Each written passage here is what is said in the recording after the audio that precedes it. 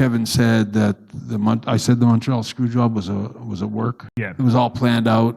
Well, it's page 360 of my book. At the very top, I have the whole thing written in there, and it for sure happened. And it was Scott Hall, Shawn Michaels, and Kevin Nash that approached me in Germany about being the head of the Kliq, and that we would all take control of the top matches, and we would decide who worked with who, and we would take control of the whole company and start, like Triple H would wrestle Shawn, and 1-2-3 Kid would wrestle. I remember Shawn telling me he would wrestle 1-2-3 Kid and Triple H and Razor Ramon. He was all they were gonna do was work with their friends. They're gonna leave out everybody else in the dressing room, from Owen to Savio Vega and anyone else that deserved from Lex Luger to whoever you can think of. That they would all get bypassed over, and it would be just Shawn's friends and Kevin's friends, and 1-2-3 Kid would wrestle Shawn for the belt, and they'd control all the belts, and they'd control who makes the money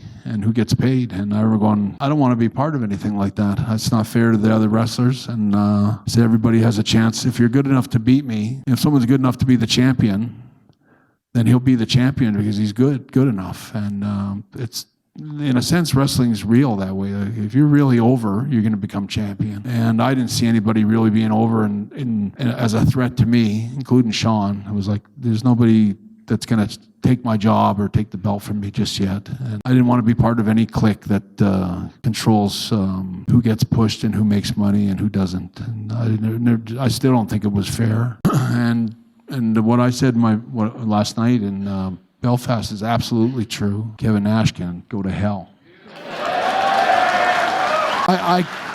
I'll just say this, I can tell him what day it happened, I can tell him what time it happened, and I can tell him who was there when they said it to me.